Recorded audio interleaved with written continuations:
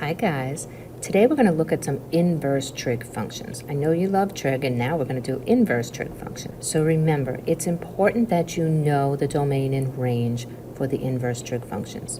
Remember, sine and cosine have a range of -1 to 1, which is why the domain of cosine inverse and sine inverse is from -1 to 1. In order for those to be functions, we discussed in pre-calc last year the range for each of these inverse functions so that they are indeed functions. Now, not only do you have the notes there for you, I gave you the graphs of each inverse function along with the domain and range, because I know some of us are much more visual and it's easier to see when we're looking at a picture. But some of us like to just have things written down, so I gave it to you both ways. Be familiar, okay? Because now what we want to do is there is a theorem that says if a function is differentiable on an interval and dy dx is never 0, so the derivative is never 0 on that interval, then f inverse is differentiable on the interval, okay? Note, the derivative not equal 0 means that the function is strictly increasing or strictly decreasing. The derivative exists, but it's never 0, so it's never staying level, never has that horizontal part. That means you're going to have a strictly increasing or a strictly decreasing function. Okay? Now, those will have inverses that have derivatives. Now, we're going to look at the function sine inverse of x. You ready for this? So let's say we let y be sine inverse of x, okay? So if y is sine inverse of x, that means that the sine of y is x, correct? Because we know how to find the derivative of sine, so it's easier if we do this. So now we're going to take the derivative with respect to x, okay? So we take the derivative with respect to x of sine y equals the derivative with respect to x of x. Now be careful here. The derivative of sine is cosine, keep the angle y, times the derivative of the angle y is dy dx equals the derivative of x is 1. That means that dy dx is 1 over the cosine of y. Now the problem is this is in terms of y instead of x. So I want you to think, and I'm going to come back to a little right triangle, and I'm just going to use the first quadrant for simplicity's sake. Okay, here's the angle y, right? Because we're taking the sine of y. Now sine is opposite over hypotenuse, so it must be x over 1 in order to get us just x for the sine of y. Now, what's this missing side here? Well, let's see. We've got, let's call this a. A squared plus x squared equals 1 squared. So a squared equals 1 minus x squared. So a is plus or minus, depending on which quadrant we're in, minus x squared. Okay? So that's this side, plus or minus the square root of 1 minus x squared. Now, if we want the cosine of y, so dy dx equals 1 over.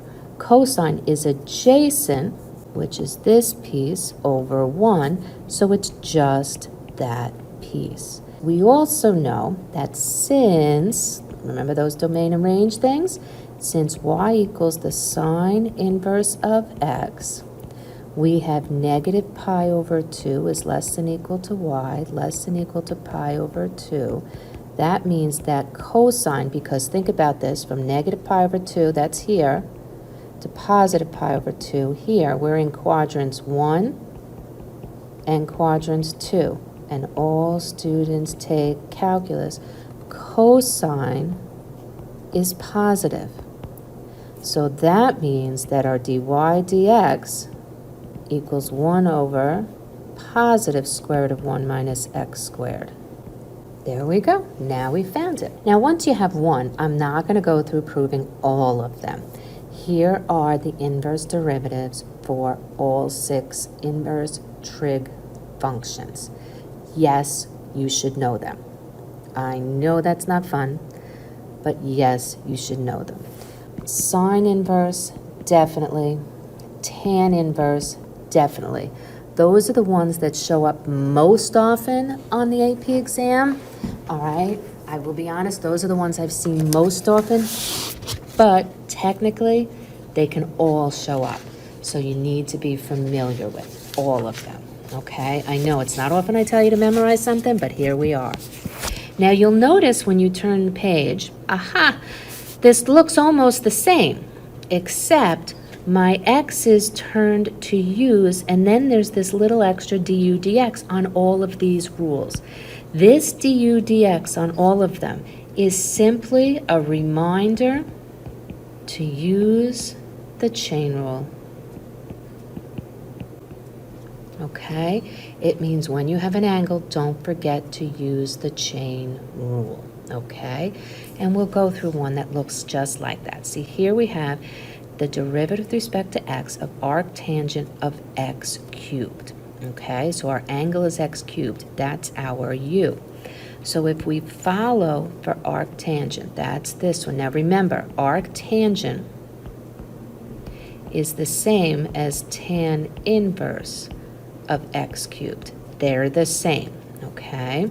So now we're going to do 1 over 1 plus the angle, which was x cubed squared, just following this rule, times the derivative, we're using the chain rule now, the derivative with respect to x of the angle. Well, the derivative of the angle is 3x squared.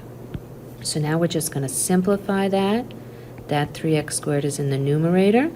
1 plus x cubed squared is x to the 6th. And you've done your first inverse trig derivative. Yay! Let's try another one. Now look at this. This should look familiar. The limit as x approaches radical 3 of g of x minus g of radical 3 over x minus 3. That is simply g prime of radical 3, right? Okay. Now if g of x is sine inverse of x over 2. Now let's see. This is sine inverse. So remember, I'm going to copy it from the previous page. The derivative with respect to x of sine inverse of u is 1 over the square root of 1 minus u squared times du dx. And our u this time is x over 2. So when we take this derivative for g prime of x, that's going to be 1 over the square root of 1 minus, now u is our angle, x over 2, and we have to square it, times the derivative of our angle. The derivative of x over 2, remember that's just 1/2 x, is 1/2, which means if we want the derivative at radical 3, because remember that's what we're really looking for, this is 1 over, I can put this 2, right? This 2 can go up front. 1 over 2 times the square root of 1 minus radical 3 over 2 squared, which is 1 over 2 times the square root of 1 minus, now radical 3 squared is 3, 2 squared is 4. What's 1 minus 3/4? That's 1/4. And the square root of 1/4 is 1/2. And 2 times 1/2 is 1. So that means that g prime at radical 3 is simply 1. So that whole limit that we started with is 1. One last problem. This time we're going to find the derivative with respect to t, so instead of x it's t, of cotan inverse of cosine t.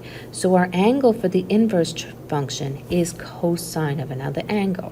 So the first thing I'm going to do is I'm going to write down the rule so that I have the model in front of me of cotan inverse of u. So the derivative for cotan inverse of u is -1 over 1 plus u squared. I like the tan inverse and the cotan inverse because there's no radicals. But notice how all the co-functions had negative ones and all the ones that didn't have the prefix co were all positive.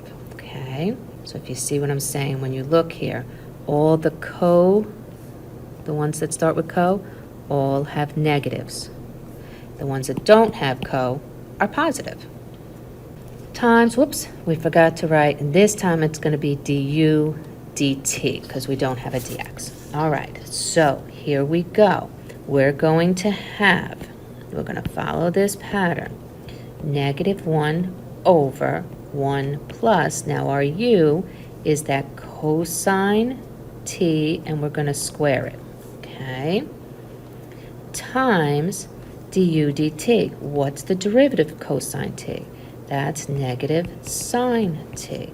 So if we multiply that, a -1 times a negative sine is just sine t over 1 plus cosine squared t, and that's it. The hardest part of this is knowing the rules for the inverse trig derivatives. Okay, so unfortunately, yes, you do have to study them, okay? But the inverse for sine is very similar to the inverse for cosine. The derivative tan inverse is very similar to the derivative of cotan inverse. Same thing with the derivative secant inverse and the derivative cosecant inverse. They're just negations. The co-ones are just the negations, okay? Very much like our original trig functions. Okay, guys, we're going to stop here. I hope you have a wonderful day. See you soon.